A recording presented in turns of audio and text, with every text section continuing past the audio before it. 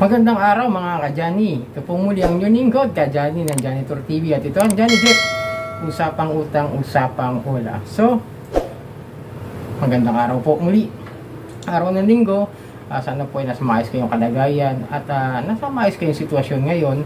At sana po ay patnubayan kayo ng ating pong may kapal na tayo ay gabayan at makaraos sa mga sitwasyon natin na hindi natin inaasahan sa buhay. Tulad ng pagiging biktima ng OLA, no? So mga ka-Johnny, kung newbies po kayo, please subscribe na po sa mga legit at loyal subscribers ko po. Maraming salamat po at sa patuloy na pagsuporta dito sa ating channel. At hit nyo na yung thumbs up sign natin dyan.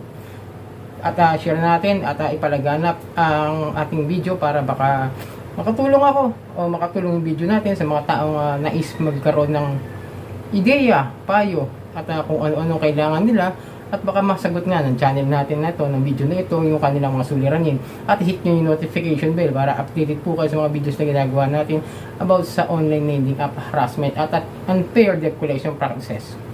So, mga ka-Johnny, pag-usapan natin yung partial at yung principal amount, kung dapat pa ba nating bayaran yan at kung paano natin dapat harapin at paano natin maisesettle ng maayos na hindi tayo mahaharas at hindi tayo maloloko o hindi tayo may scam. So yun, sa experience ko, isa sa mga naging pinaka-problema namin yan din noon na naranasan dyan nga sa OLA, yung nagbayad nga kami mag-asawa ng almost 8,075 yata kung di ako nagkakamali sa pag-aalala ko, no? 7.5 plus ano pa yun ano ba ng 2022 yata yung nangyari, no? Hindi ko na masyado matanda, basta years ago na kasi talaga, kaya nagsimula ako mag-share sa inyo ng mga experience ko about sa OLA.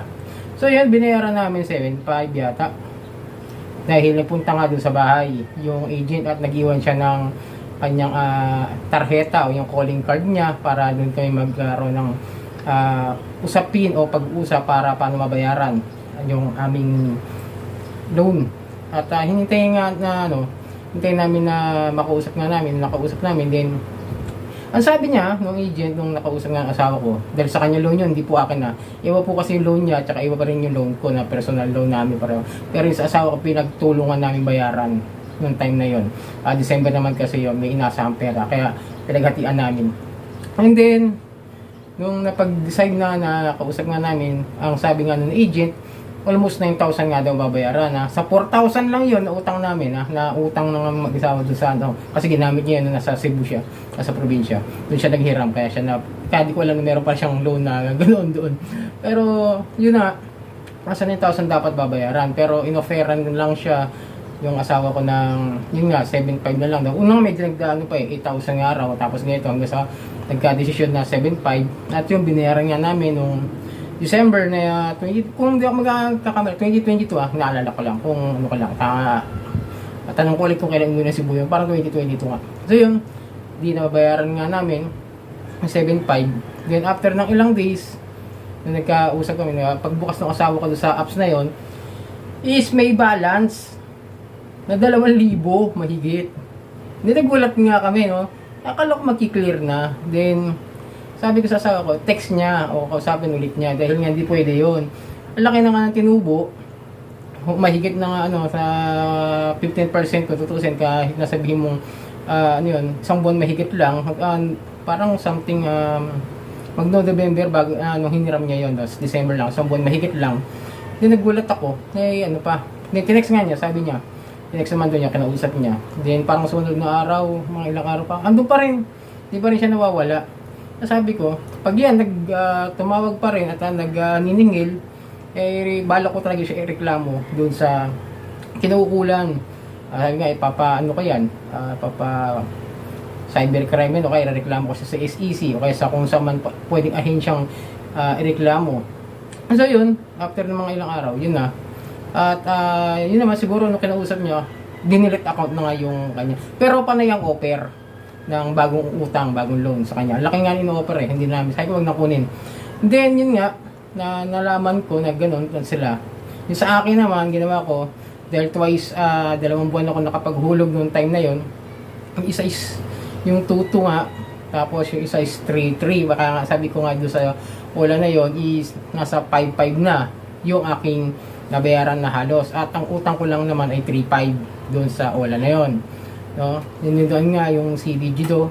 And then after that, nung nalaman ko na ganoon, naging 5-5 na mahigit na sa utang tsaka sa interest, sabi ko, ay, hindi na ako papayag na. Dahil nga, ang gusto mangyari, nung nag-text sa akin nung dumating yung January, gusto bayaran ko na yung buong 3-5. Sabi ko, hindi ako papayag noon.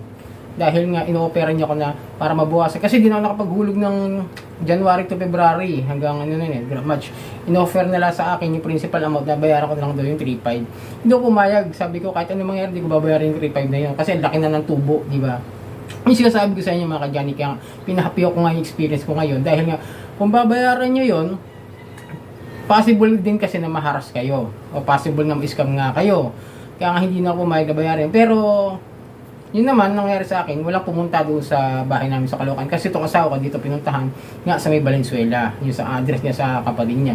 Yun ang sinasabi ko na, kung pumapayag pala sila ng, ganun pala dapat ng technique para sa akin ha. Ito ha, hindi ko sinasabing bayaran yun ng, ano, kung kayo ay naharas na una, tapos in-offeran kayo bayaran. Yung kasi sabi ko siya, naharas ka muna, then tsaka sila mag-offer ng principal amount. Parang unfair naman, di ba? Sana nag-offer muna sila ng principal amount bago siguro kung gusto nila mangharas. Kasi yun naman talaga modus na mga yan, yung mangharas eh.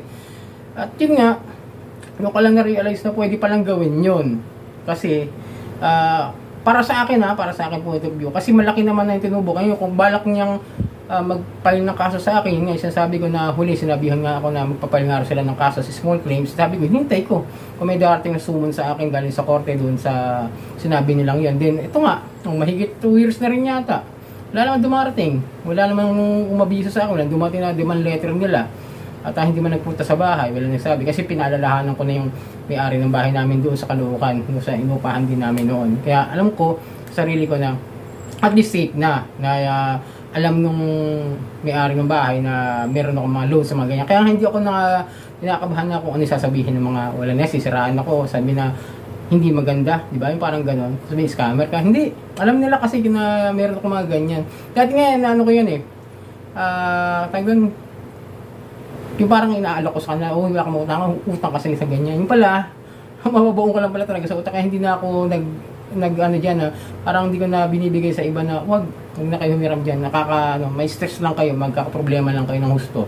Kaya isabi sa inyo, kung kayo, naharas muna at hanggang ino-operan kayo ng principal amount. Sa tingin ko, kung nakapagbayad naman na kayo sa una na nabayaran nyo na yung halos principal amount ninyo, para sa akin, huwag nyo na bayaran. Kasi hindi na magre-reklamo yung mga sa small claims, matatalo lang po yung mga yan. Sigurado yun kasi nagpass na sa 15% na ibigay ng SEC, yung ating tawag doon, yung kanilang interest rate, di ba?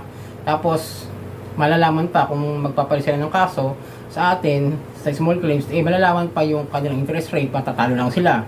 Possible yun. Then, malalaman pa kung saan yung address nila. Mahahanap pa yung kanilang record na marami pala sila mga complaint, di ba? Yung sasabi sa inyo ngayon, kaya pag nangyari sa inyo, naharas muna kayo, tsaka kayo na-offer ng principal amount, wag na lang.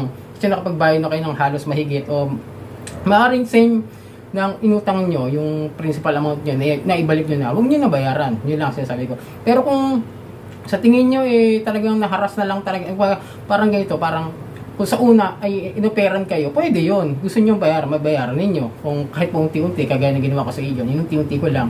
Kasi ang offer sa akin noon is 9,000 discounted. Kasi 12,000 pa, naalala ko yung kung ano yung parang tirang utang sa akin talaga. Kaya discount lang na 9,000 para mabayaran ko na. Yung unti ko hanggang sa nabayaran ko ng natapos ko. Yun. So yun mga ka-Johnny, kung yung problema yung principal amount, o peran kayo ng partial, huwag na lang kayo magbayad kung kayo naharas na. Tingnan nyo na lang. Kasi mas maganda, kaharapin nyo na lang ng personal. Magharap na lang kayo sa korte, magharap kayo sa barangay, kung pupunta sa inyo. Ganun ang gawin ninyo. So yun mga ka-Johnny, itong nilingkod ka, Johnny ng Johnny TV. At ito ang Johnny Depp. Usapang utang, usapang ola.